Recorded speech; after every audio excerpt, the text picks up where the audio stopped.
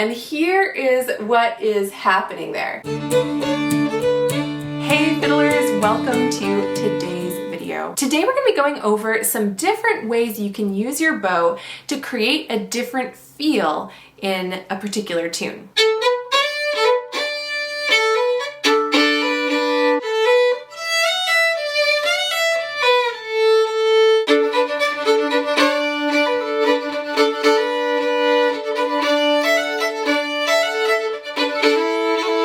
One of the joys of fiddling is all the different ways that you can play one tune. And a lot of that can have to do with your bow, with sort of the emphasis you're doing and the ways that you are either connecting your bows or not. Also whether you slur notes or keep them separate. So we're gonna go over a few different ways that you can do that in a particular tune. We're focusing today on the tune Angeline the Baker. If you'd like sheet music and practice tracks for that tune, you can find a link in the description for that. Let's get started. So there are a few things we're going to be working with today, our tools as it were, for changing the feel of the tune using our bow. One of those things is the connectedness between the bow and the string. Another thing is slurs. So are we slurring notes together in the same bow or are we using separate bows? Another thing is accenting. So are certain notes getting a little more oomph than others? And lastly, we'll get a little bit into how you can actually change the tune itself,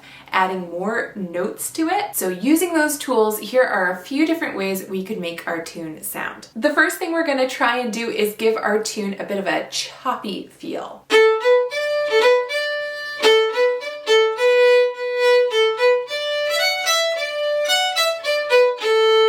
This is a relatively simple way of playing the tune. It uses a lot of separate bows, and also you're kind of stopping the bow in between each note. So it gives it that robust sort of almost march-like feel to it. The second thing we're going to do is make the tune sound really smooth like this. What we're doing when we're smoothing out the tune is a couple things. We might be using really connected bows, which means we're keeping the bow really connected to the string and we're avoiding stopping in between the notes. So we're going like this, rather than. I find it's really important to keep the bow moving and to keep your right hand really relaxed so that when you're changing bows, there's not that stiffness in the sound. Also, if you want to make it sound smooth, you may use more slurring. So using one bow for multiple notes. So you could do that for a couple notes, you could do that for a whole measure of notes, you could do that for a very long time if you wanted to. The next thing we might try to do is make the tune sound bouncy. So the main thing that's going on there is I am letting the bow sort of bounce off the string. This can take some getting used to because, you know, I think we're sometimes afraid of the crashing down on the strings after we have just lifted the bow off the strings. But I think the keys are confidence and also remaining very relaxed again with your bow hand. And you may bounce a few notes and then land on a longer note. So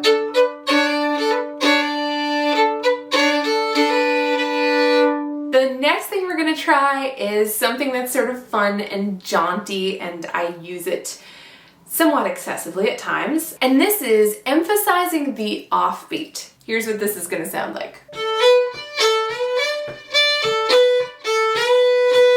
Angeline the Baker is in 4/4 time, so we're going 1, 2, 3, 4, 1, 2, 3, 4, 1, 2, 3, 4, 1, 2, 3, 4. If we're going to emphasize the offbeat, we are giving the 2 and the 4 a little more oomph.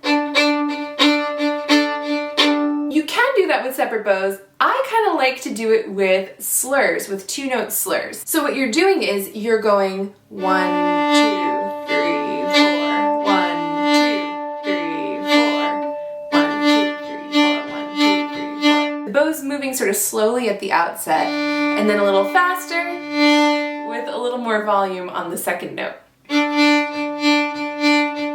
For those of you who have played polkas in the past, this kind of emphasis might be familiar. So in the tune, we're finding that 1, 2, 3, 4, and we're emphasizing those 2s and 4s. Again, it can be kind of a combination of slurs and separate notes. And last, this is kind of maybe more complex than the other options, but it's a cool option. You can try making the tune sound a little busier by dividing longer notes into shorter notes. Here's what this would sound like.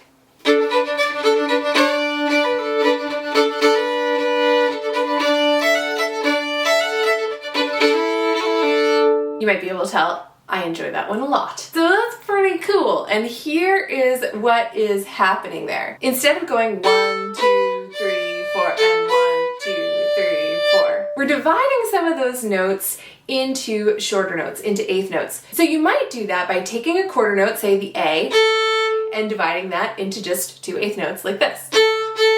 And you could do that same sort of thing for the rest of the notes. So quarters would become 2 eighths, dotted quarters would become 3 eighths, etc. The main thing is your bow is just moving in eighth notes. So it's going 1 and 2 and 3 and 4 and 1 and 2 and 3 and 4 and. One other option is that you could alternate between melody notes on one string, here the A string, and an open string below, if it sounds good. And the open string below is a D in this tune, which is nice because we are in D major. So it's going to sound okay as a general rule to play an open D in between the notes. It'll go A, D, 1, D, 3, D, A, D, 1, D, 3, D,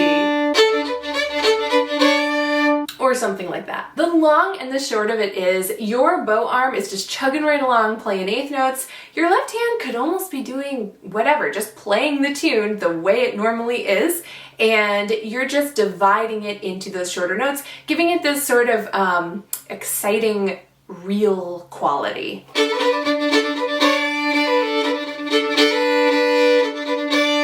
And as you're hearing there, I sometimes might hang out on those longer notes rather than playing them as all separate bows. If we did play them as separate eighth notes, it would sound more like this. So not quite as much variation. All right, you guys, that wraps up today's video. I hope you enjoyed it and found it helpful, and I hope that you find fun ways of applying this to the tunes you're playing at the moment. If you would like sheet music and practice tracks for the tune that I played today, Angeline the Baker, you can find those at one of the links in the description. You'll get the tune, a variation on the tune, harmony, and a chord chart. I don't specifically include sheet music that goes over all the bowing techniques that we were talking about today, but that's part of the fun of fiddling. I think that is kind of up to you to apply as you see fit and to experiment with. I hope you have a wonderful day, and I will look forward to seeing you in the next fiddle video.